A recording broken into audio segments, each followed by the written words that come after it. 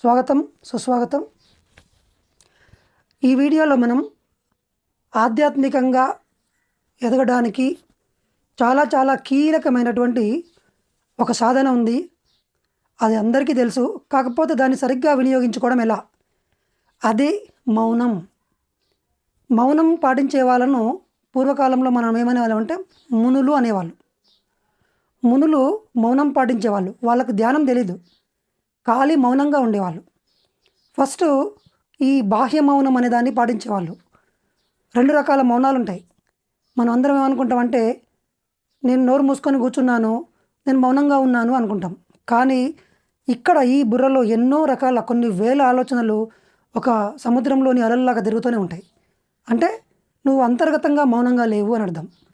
అందరూ ఏమనుకుంటారు, నేను బయట మౌనంగా ఉన్నాను కాబట్టి నాకు శక్తి పెరుగుతుంది అనుకోవచ్చు. కానీ పోను అర్థమవుతుంది, అరే నేను మౌనంగానే ఉన్నాను, నాకు సరిగ్గా ధ్యానం కుదరట్లేదు, నాకు సరిగ్గా శక్తి రావట్లేదు, నా లైఫ్లో ఆధ్యాత్మికంగా నేను ఎదగట్లేదు, ఎక్కడ ప్రాబ్లం ఉంది నా మౌనంలో తెలుసుకుందాం ఇవాళ మనం. సో 2 రకాల మౌనాలు ఉన్నాయి. ఫస్ట్ మొట్టమొదటిది బహిర్గత మౌనము, అంటే నోట్లోంచి ఏ మాట రాకుండా మౌనం పాటించడం. అంతర్గత మౌనం అంటే ఇక్కడ ఏ దాని గురించి ఆలోచించకుండా ఉండడం. నోటిలోని మౌనం, మనసులోని శూన్యం, దాని పేరు ధ్యానం అని పత్రి గారు చెప్పారు. అంటే ఫస్ట్ నోటిలో మౌనం ఉండాలి, తర్వాత మనసులో శూన్యం ఉండాలి. మనసులో శూన్యం అంటే ఏంటి అంటే ఆలోచనలు లేనటువంటి స్థితి. సో ఫస్ట్ బహిర్గత మౌనాన్ని మనం సాధన చేయాలి. కానీ చిన్నప్పటి నుంచి మనకేం నేర్పించారు? మాట్లాడడం నేర్పించారు. ఒకవేళ ఒంటరిగా మౌనంగా కూర్చుంటే అట్లా మూగుముచ్చంలాగా ఎందుకు కూర్చున్నావు, ఏదో ఒకటి మాట్లాడొచ్చు కదా, అందరిలో కలవచ్చు కదా, ఒంటరిగా కూర్చుంటే నీకు ఏది తట్టదు అని చెప్పేసి మనల్ని మాట్లాడడానికి ప్రోత్సహించేవాళ్ళు. ఓకే, అది మంచిదే. కానీ ఇప్పుడు ఎలాంటి అలవాటు అయ్యిందంటే మనకు మాట్లాడకుండా మనం ఉండలేకపోతున్నాం. మరి మాటలే కదా, మామూలు మాటలే కదా అనుకుంటాం. కానీ నోటిలోని మాట నుదుటి మీద రాత. ఈ మాటనే మన జీవితాన్ని సృష్టిస్తుంది. నుదుటి మీద ఉన్న విధిని రాసుకుంటున్నాం మన మాట ద్వారా, నోటిలోని మాట ద్వారా. నోరు మంచిదైతే ఊరు మంచిదని చెప్తారు. అంటే మన నోరు మంచిది, మనం ఎట్లా ఉన్నామో మనలోంచి మాటలు ఎట్లా వస్తున్నాయో ప్రపంచం నుంచి రెస్పాన్స్ కూడా అలాగే వస్తుంది. నెక్స్ట్ ఎక్కడైనా సరే యోగులు అంటేనే వాళ్ళు ఫస్ట్ మాటలు మాట్లాడకుండా ఉంటారు. వాళ్ళు ఎక్కువగా మాట్లాడరు, అనవసరంగా మాట్లాడరు, అతి తక్కువగా మాట్లాడతారు, చాలా చిన్నగా మాట్లాడతారు. మరి మనం దీనికి క్వైట్ ఆపోజిట్, వ్యతిరేకంగా మాట్లాడతాం. నెక్స్ట్ అనవసరంగా ఎక్కువగా మాట్లాడుతుంటాం. భౌతిక శాస్త్రం ప్రకారం మీలోంచి ఒక మాట బయటికి రావాలంటే మీరు కొంత శక్తిని మీలోంచి ఖర్చు చేయాలి. అంటే మనం మాట్లాడుతూ పోతున్నాము అంటే అర్థమైంది, శక్తిని ఖర్చు చేసుకుంటూ పోతున్నాం. కొంతసేపటికి అయినాక అలసిపోతాం మనం. రైట్. ఇంకొకటి, ధ్యానంలో మీరు కూర్చుంటారు. చాలామంది కంప్లైంట్ ఏంటంటే ధ్యానం నాకు సరిగ్గా కుదరట్లేదు అని. ధ్యానంలో కూర్చున్నప్పుడు మీకు గుర్తొచ్చే ఫస్ట్ అంశాలు ఏంటంటే మీరు ఎక్కువగా దేని గురించి మాట్లాడడం మీకు అలవాటు అయింది, అవే మీకు గుర్తొస్తాయి. మీకు ఇతరుల గురించి జడ్జి చేయడం అలవాటు ఉందనుకోండి, అవే గుర్తొస్తాయి. మీరు అప్పటిదాకా ఎవరితోనో బాగా వాగ్వివాదం పెట్టుకున్నారు, లేకపోతే రాజకీయాల గురించి మాట్లాడినరు, తర్వాత ఇంకేదో భవిష్యత్తు గురించి, కష్టాల గురించి మాట్లాడినరు, అవే గుర్తొస్తాయి. మరి ఏం చేయాలంటే ఫస్ట్ మౌనం అనేది మన మొట్టమొదటి మెట్టు ధ్యానానికి. అందరం ధ్యానంలో అద్భుతంగా ఎదగాలని కోరుకుంటాం, ఆధ్యాత్మికంగా ఎదగాలని కోరుకుంటాం. ఫస్ట్ మౌని కావాలి. మౌని అనే పదం పలక రాకుండా మనం ముని అనడం మొదలుపెట్టినాం. ముని అంటే మౌనంగా ఉండేవాడు. సో మనం ఫస్ట్ సాధన చేయాల్సింది ఏంటంటే భౌతిక మౌనం, ఫిజికల్ అంటే ఎక్స్టర్నల్ మౌనం. ఈ మౌనం వాక్కు ద్వారా 1000 ఆలోచనల నుంచి ఒక్క వాక్కు రావాలని చెప్తారు పత్రిజీ గారు. 1000 ఆలోచనలు ఒక వాక్కుగా వచ్చినప్పుడు అంటే ఎగ్జిట్ అనేది మనం తక్కువ చేసినాం పూర్తిగా. అప్పుడు ఏమవుతుంది, లోపల ఆటోమేటిక్గా దీని యొక్క ప్రభావము భౌతిక అంటే బహిర్గత మౌనము అంతర్గత మౌనానికి దారితీస్తుంది.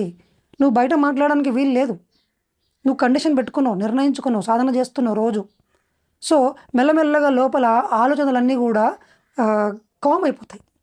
అంటే భౌతికంగా మనం ఎంతెంతగా మౌనం ప్రాక్టీస్ చేస్తూ ఉంటామో ఆ మౌనం వల్ల అంతర్గతంగా మౌనం మనకు ప్రారంభం అవుతుంది, ధ్యానానికి దారితీస్తుంది. నోటిలోని మౌనం మనసులో శూన్యానికి దారితీస్తుంది. మనము ధ్యానం చేసేటప్పుడు బాగా మాట్లాడొచ్చు, ధ్యానంలో కూర్చున్నాను అనుకోండి, ఫస్ట్ ఆ గంట సేపు మీరు కూర్చున్నంతసేపు మీరు మాట్లాడిన మాటలే గుర్తొస్తాయి. నిన్న మీరు మాట్లాడినవి, కొట్టాటలో మాట్లాడినవి, మీరు ఇతరులతో కంటిన్యూస్గా జోలి చెప్పినవి అవే గుర్తొస్తాయి. చాలామందికి ఇప్పుడు ఒక వ్యాధిలాగా తయారైపోయింది మాట్లాడడం అనేది. We are addicted to talking. Talkative persons అయిపోయినాం మనం. అంటే అదొకప్పుడు టాకటివ్ అనే పదము మంచిది, కానీ ఇప్పుడు ఏమైందంటే అది ఒక జబ్బులాగా తయారైంది. మన శక్తిని మొత్తం పీల్చి పిప్పి చేసి మీ మనసులో ఒక పెద్ద అలజడిని సృష్టించడానికి మూల కారణం అన్నెసెసరీ టాకింగ్, కంటిన్యూస్ టాకింగ్. మీరు చుట్టూ గమనించవచ్చు ఎంతమంది అనవసర విషయాలు మాట్లాడుతుంటారు. అప్పుడు మనకు అర్థమవుతుంది మరి నేనెంత అనవసరంగా మాట్లాడుతున్నాను. ఫస్ట్ సెల్ఫ్ చెక్ చేసుకోవాలి. కాబట్టి ఆధ్యాత్మికంగా ఎదగాలనుకునే వాళ్ళు ఎవ్వరికైనా సరే మొట్టమొదటి ఫస్ట్ మెట్టు మౌనంతోనే స్టార్ట్ చేయాలి. అందుకే నోరు మూసుకోమని చెప్తారు ధ్యానం చేసేటప్పుడు. ఫస్ట్ మాట్లాడుకుంటూ ధ్యానం ఎవరు చేయరు. సో మౌనం అనేది మోస్ట్ ఇంపార్టెంట్ అంశం.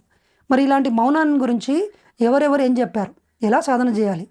కొంతమంది మౌన దీక్ష తీసుకోమని చెప్తారు.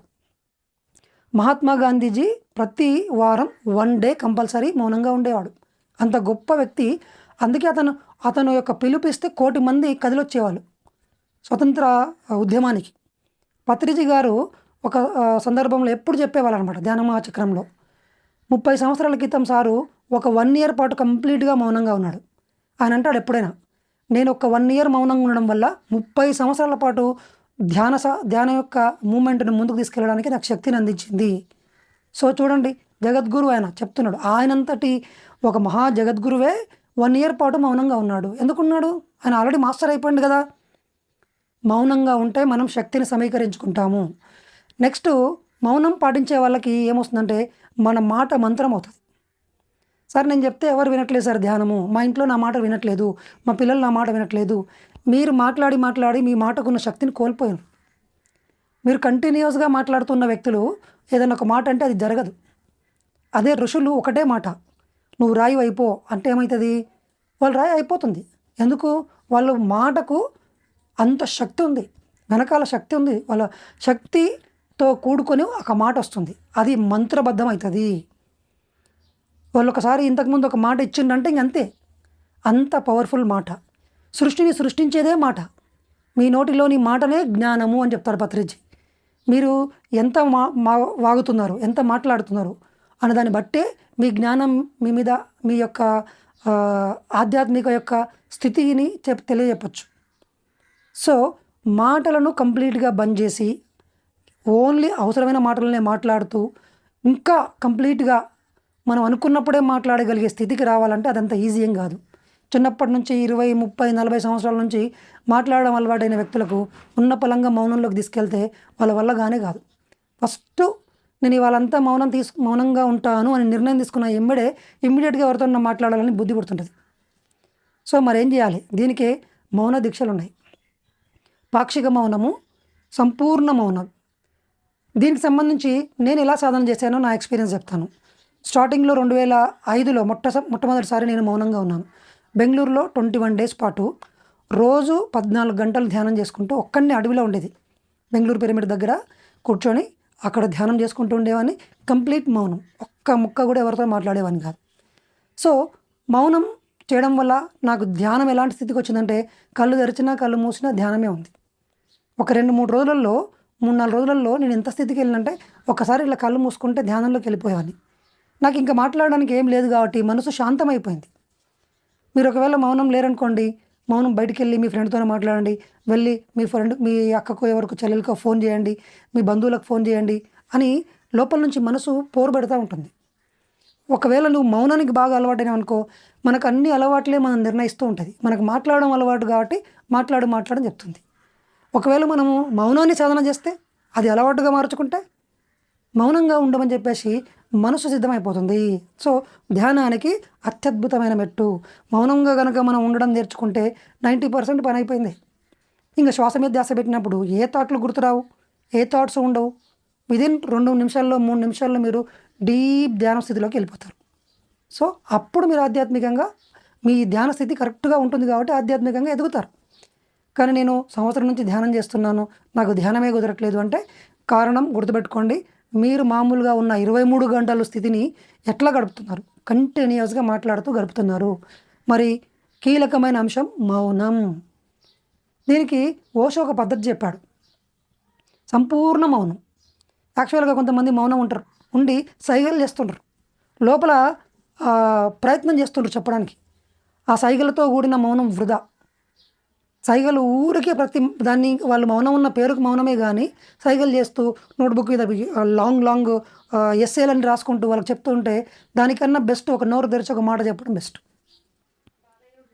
సో ఇక్కడ ముమ్మడివరం బాలయోగి అన్నట్టు ఆయన 40 సంవత్సరాల పాటు మౌనంగా ఉన్నాడు. పత్రిజీ గారు 1 ఇయర్ మౌనంగా ఉన్నారు. మలయాళ స్వామి కూడా కొన్ని సంవత్సరాల పాటు మౌనంగా ఉండి ధ్యానం చేశాడు. మాణిక్యేశ్వరి మాత కొన్ని సంవత్సరాలు భూగర్భంలోకి వెళ్ళి మౌనంగా ఉంటూ ధ్యానం చేసింది. ఏ యోగిని తీసుకున్నా వాళ్ళ జీవితాల్లో మొట్టమొదటి స్టెప్ ఏంటంటే మౌనం. బుద్ధుడు మాట్లాడాడు అసలుకి. ఫస్ట్ ఆయన ప్రవచనం ఇవ్వాలంటే కంపల్సరీ ఆయన చేసేది ఏంటంటే మౌనం. ఫస్ట్ ధ్యానం చేయిస్తాడు, మౌనంగా ఉండమంటాడు. తర్వాత ధ్యానంలో సంబంధించిన 2-3 సూత్రాలు 2 నిమిషాల్లో మాట్లాడతాడు. నేను 20 సంవత్సరాల నుంచి పత్రిజీ గారిని చూస్తున్నాను. ఏ స్పీచ్ దగ్గరకు వచ్చినా, ఏ మీటింగ్ దగ్గరకు వచ్చినా ఆయన ఎక్కడ స్పీచ్ ఇవ్వడు, ఎక్కువ మాటలు మాట్లాడు. 5 నిమిషాలు మాట్లాడితే కష్టం. అంత పెద్ద ధ్యాన మహాచక్రంలో కూడా 3 గంటలు ధ్యానం చేయించి ఒక్క 10 నిమిషాలు మాట్లాడతారు అంతే.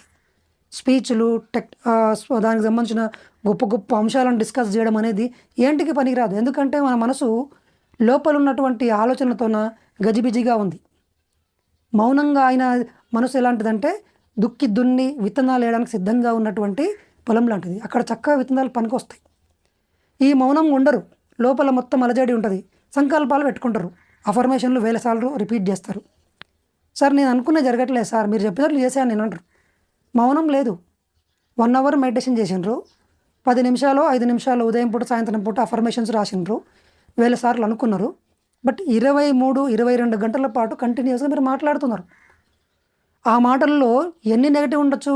దాదాపుగా 90% నెగిటివ్. డిఫికల్టీస్, మీ లిమిటేషన్స్ గురించి మీరు మాట్లాడతారు, మీ జబ్బుల గురించి మాట్లాడతారు. చూడండి, నోటిలోని మాట నుదుటి మీది రాత.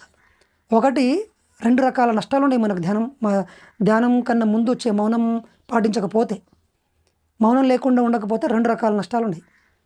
ఎట్లా? ఒకటేమో ధ్యానం కుదరదు. ఫస్ట్ పాయింట్, గంటసేపు కష్టపడి కూర్చొని ఆ ఆలోచనతో కుస్తీ పడుతూ లేచి వచ్చి నాకు కుదరట్లేదు అనుకుంటాం. రెండోది ఏంటంటే నోట్లో మాటలు బాగా అలవాటైన వ్యక్తి ఏం మాట్లాడతాడు, ఏది పడితే అది మాట్లాడతాడు. కంట్రోల్ లేకుంటుంది. మనం ఏం మాట్లాడుతున్నాం ఎరుక లేకుండా మాట్లాడతాము. అందుకే రిలేషన్షిప్లో ప్రాబ్లమ్స్ వస్తాయి. తిడతాము, కానీ అరుస్తాము, కొడతాం కూడా, ఎన్నో రకాల ప్రాబ్లమ్స్ వస్తాయి. ఇంకొకటి నెగటివ్ డిస్ట్రక్టివ్ థింకింగ్స్, థాట్స్. ఆ మాటలన్నీ కూడా వినాశకరమైన మాటలు, నెగటివ్ అంటే రుణాత్మకమైన నకారాత్మకమైన మాటలు ఎన్నో. ఇది కాదు, నా వల్ల కాదు, అది ఎలా సాధ్యము, అట్లెట్లవుతుంది, ఇవన్నీ మాట్లాడడం అలవాటు అయింది మనకు. మరి దీనివల్ల ఏమవుతుంది? మాట ద్వారా, నోటిలోని మాట నుదుటి మీది రాత. మీ డెస్టినేషన్ని క్రియేట్ చేస్తున్నారు వాక్ ద్వారా.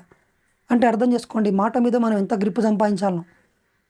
సో ఇక్కడ ఓషో టెక్నిక్ సంబంధించిన 21 రోజుల సంపూర్ణ మౌనం గురించి మళ్ళీ మనం తెలుసుకుందాం. ఇక్కడ ఫస్ట్ ఆయన ఏమని చెప్తాడంటే, మీకు వీలైతే గనక, ఇది ఎక్స్ట్రీమ్ మౌనం అనమాట. ఏం చేయమంటాడు? ఒక వైట్ రూమ్, ఆ రూమ్లో కనీసం ఒక చిన్న పటం కూడా ఉండకూడదు, ఒక వస్తువు కూడా ఉండకూడదు.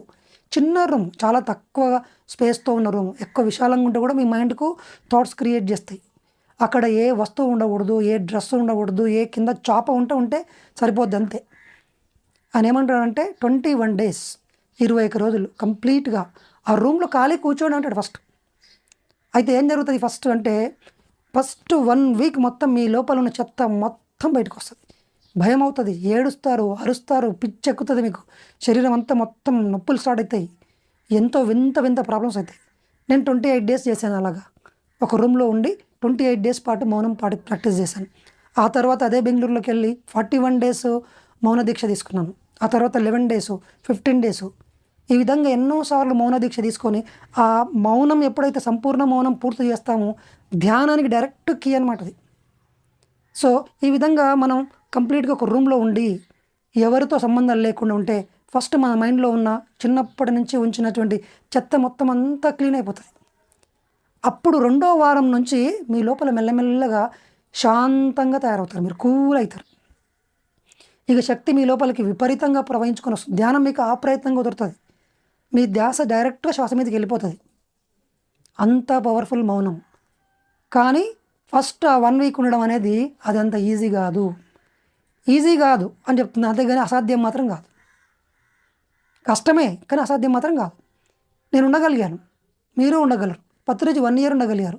మహర్షులు అయితే ఇంకా హిమాలయాల్లో ఎన్ని సంవత్సరాల నుంచి ఉన్నారో తెలియదు, ఎవరితోనూ మాట్లాడకుండా. ఏదైనా సరే సాధన ద్వారా వస్తుంది. సో ధ్యానానికి మొట్టమొదటి మెట్టు మౌనం.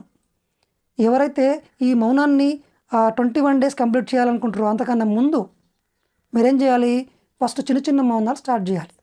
ఎలాగంటే ఫస్ట్ 1 weekలో హాఫ్ డే మౌనం ఉంటాను అని చెప్పేసి ఒక నిర్ణయం తీసుకోవాలి.